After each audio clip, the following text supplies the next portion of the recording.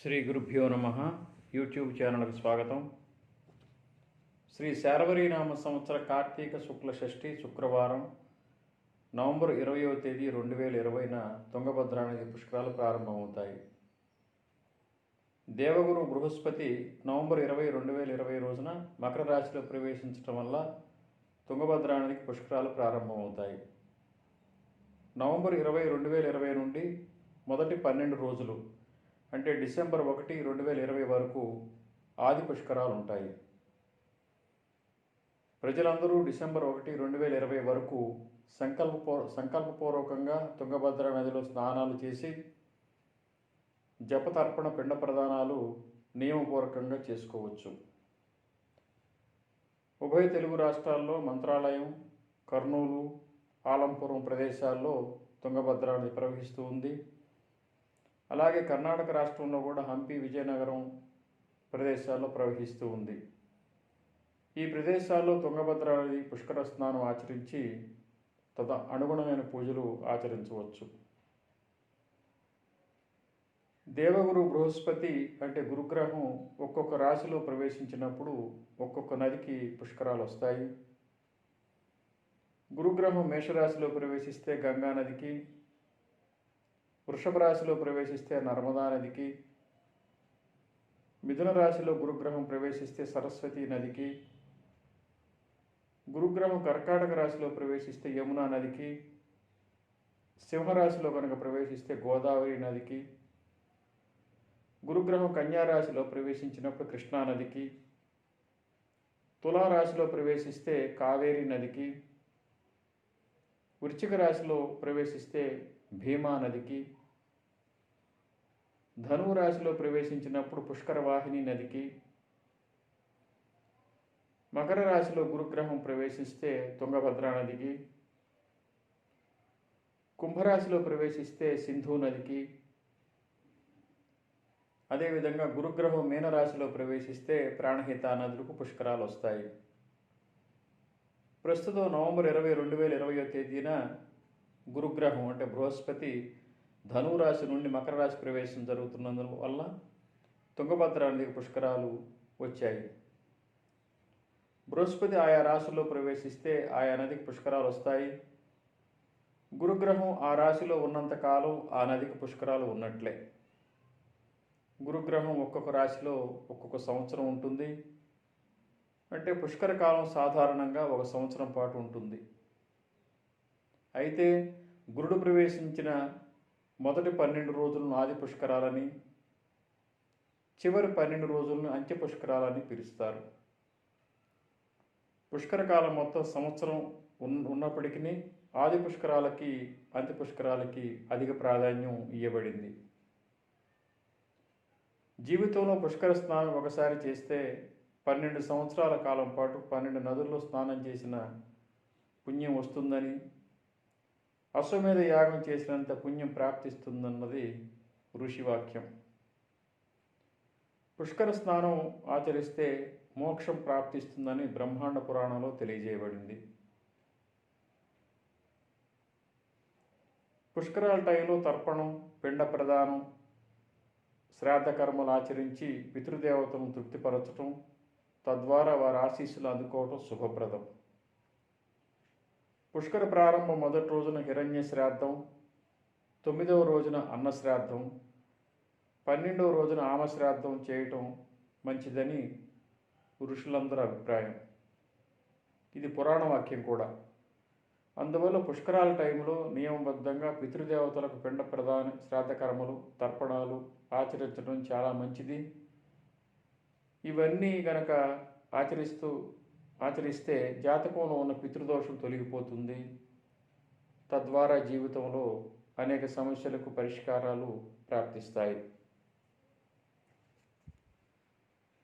జాతకంలో పితృదోషం ఉన్నవారు పుష్కర స్నానం ఆచరించి శ్రాద్ధాది కర్మలు ఆచరిస్తే జీవితంలో చాలా కాలం పాటు అంటే చాలా కాలం నుండి ఉన్న సమస్యలకు చక్కటి పరిష్కారం లభించవచ్చు. పుష్కరాల టైంలో నదీ తీర ప్రాంతంలో దానాలు సమర్పించటం మంచిది. పుష్కరాల టైంలో చేసిన దానాల వల్ల విశేష పుణ్యం ప్రాప్తిస్తుంది. పుష్కర సమయంలో 12 రోజుల పాటు వివిధ దానాలు ఆచరించాలి. తుంగభద్ర నది పుష్కరాల్లో కూడా మొదటి 12 రోజులు దానాలు ఆచరించటం మంచిది. మొదటి రోజు సువర్ణదానం, వెండి దానం, ధాన్యం వంటివి దానం చేయొచ్చు. రెండో రోజున వస్త్రదానం, లవణదానం, రత్నదానం. మూడో రోజు బెల్లం, కూరగాయలు, పండ్లు దానం చేయటం. నాలుగో రోజు నెయ్యి, నూనె, పాలు, తేనె వంటివి దానం చేయటం. ఐదో రోజు ధాన్యం, నాగలి వంటివి.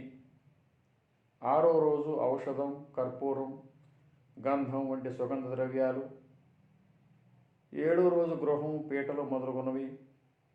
ఎనిమిదో రోజు పుష్పమాలలు, కందమూలాలు. తొమ్మిదో రోజున పిండదానాలు, కంబళి వంటివి. 10వ రోజున కూరగాయలు, పుస్తకాలు, సాలగ్రామాలు. 11వ రోజున గజదానం. 12వ రోజున నువ్వుల దానం చేయాలని పురాణాలు తెలియజేస్తున్నాయి. అంటే ఏ నదికి పుష్కరాలు వచ్చినా కానీ ఆ 12 రోజుల్లో ఒక్కొక్క రోజు ఈ విధమైనటువంటి దానాలు చేయటం, నది తీర ప్రాంతంలో చేయటం మంచిదన్నది అనేక పురాణాలు తెలియజేస్తున్నాయి. అయితే ఈ రోజులు ఇటువంటి దానాలు ఇవ్వటం పూర్తిగా కుదరకపోవచ్చు. కానీ పుష్కర స్నానం చేసి పితృదేవతలకు శ్రాద్ధాది కర్మలు ఆచరించి యథాశక్తి దాన ధర్మాలు కనుక చేసినట్లయితే చాలా దోషాలు తొలగిపోతాయి, పుణ్యఫలం విశేషంగా లభిస్తుంది. స్త్రీలు తమ సౌభాగ్యం జీవితాంతం ఉండటం కోసం, పశుకుంకాలు జీవితాంతం ఉండటం కోసం తుంగభద్ర నదికి వాయనం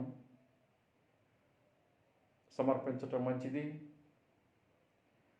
తుంగభద్ర నదిలో వస్త్రం, గాజులు, పసుపు, కుంకుమ, మట్టెలు, పుస్తెలను యథాశక్తి పూజించి నదిలో విడటం వల్ల స్త్రీలకు సౌభాగ్య ప్రాప్తి కలుగుతుంది. అంటే స్త్రీలు పుష్కరాల టైంలో వస్త్రం, గాజులు, పసుపు, కుంకుమ, మట్టెలు, పుస్తెలను యథాశక్తి పూజించాలి. బ్రాహ్మణోత్తలను సంప్రదించి వారి ద్వారా యథాశక్తి పూజలు జరిపించి వాటిని నదిలో విడవటం వల్ల వారికి సౌభాగ్యం జీవితాంతం ఉంటుంది. అదేవిధంగా బ్రాహ్మణ దంపతులకు, బ్రాహ్మణ ముత్తైదువులకు సన్మానం చేసి వారికి వాయనం అందజేయటం కూడా చాలా మంచి ఫలితాన్ని కలుగజేస్తుంది. అంటే బ్రాహ్మణోత్తముల, బ్రాహ్మణ దంపతుల, బ్రాహ్మణ ముత్తైదువుల ఆశీర్వాదం తీసుకోవటం పుష్కర నదీ తీర ప్రాంతంలో మంచిది. జాతకంలో పితృదోషం ఉన్నవారికి, అదేవిధంగా పితృదోషం వల్ల అనేక సమస్యలతో ఇబ్బంది పడే వారికి తుంగభద్ర నది పుష్కరాలు ఒక సువర్ణ అవకాశం. జాతకంలో పితృదోషం కనుక ఉన్నట్లయితే, అదేవిధంగా పితృదోషం ఏదైనా కుటుంబానికి ఉన్నట్లయితే ఆ కుటుంబానికి చాలా నష్టం జరుగుతూ ఉంటుంది. వివాహాది శుభకార్యాలు ఆ గృహాల్లో లేట్ అవుతూ ఉంటాయి. అదేవిధంగా ఏ వృత్తిలో స్థిరపడలేని వారు ఉండొచ్చు.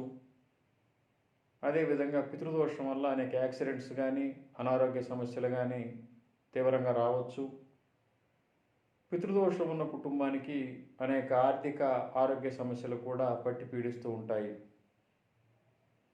కుటుంబంలో సయోధ్యం ఉండదు, కుటుంబంలో ఘర్షణ వాతావరణం ఉంటుంది. ఇవన్నీ కూడా పితృదోష లక్షణాలు. పితృదోషం ఉన్నవారికి, ఈ లక్షణాలతో బాధపడే వారికి తుంగభద్ర నది పుష్కరాలు ఒక సువర్ణ అవకాశం. తుంగభద్ర నదిలో పుష్కర స్నానం ఆచరించి పితృదేవతలకు శ్రాద్ధాది కర్మలు, పిండ ప్రదానం, తర్పణాలు విడవటం వంటి కార్యాలు కనుక చేసినట్లయితే పితృదేవతలు సంతృప్తి చెందుతారు. వారి ఆశీర్వాదం వల్ల సమస్యలకు చక్కటి పరిష్కారం లభిస్తుంది. శ్రాద్ధ కర్మలు ఎప్పుడు కూడా వివాహం అయిన వారు ఆచరించాలి. అదేవిధంగా తండ్రి లేని వారు మాత్రమే చేయాలి. అదేవిధంగా బ్రాహ్మణులు, వైశ్యులు, క్షత్రియులు అయినట్లయితే ఉపనయనం ఖచ్చితంగా అయి ఉండాలి, వివాహం అయి ఉండాలి. తండ్రి మరణించిన వారు మాత్రమే శ్రాద్ధాది కర్మలు ఆచరించాలి. తుంగభద్ర అనేది మన తెలుగు రాష్ట్రాల్లో మంత్రాలయం, ఆలంపూర్, కర్నూలు, అదేవిధంగా కర్ణాటకలో హంపి, విజయనగరంలో ప్రవహిస్తూ ఉంది.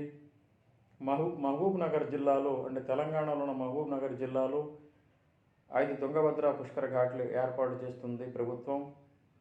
ఆలంపూర్, రాజోలి, పుల్లూరు, వేణిసోంపూర్, పుల్లికల్లో పుష్కర ఘాట్లు ఏర్పాటు చేస్తున్నారు. అదేవిధంగా కర్నూలు జిల్లాలో కూడా ఆంధ్ర రాష్ట్ర ప్రభుత్వం 17 పుష్కర ఘాట్లు ఏర్పాటు చేస్తున్నారు.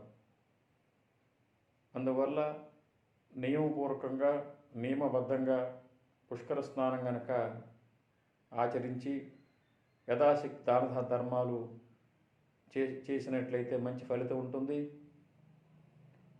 పితృదేవతలకి శ్రాద్ధాది కర్మలు ఈ పుష్కరాల టైంలో నదీ తీర ప్రాంతంలో కనుక చేసినట్లయితే నారాయణ బలి పూజ చేసినంత పుణ్యఫలం, తద్వారా పితృదోషం కూడా పూర్తిగా సమసిపోతుంది, సమస్యలు కూడా తీరతాయి. కనుక ఈ అవకాశాన్ని ప్రజలు వినియోగించుకోవటం మంచిది. శ్రీ ఉమామహేశ్వర కృపాసిద్ధిరస్తు. స్వస్తి.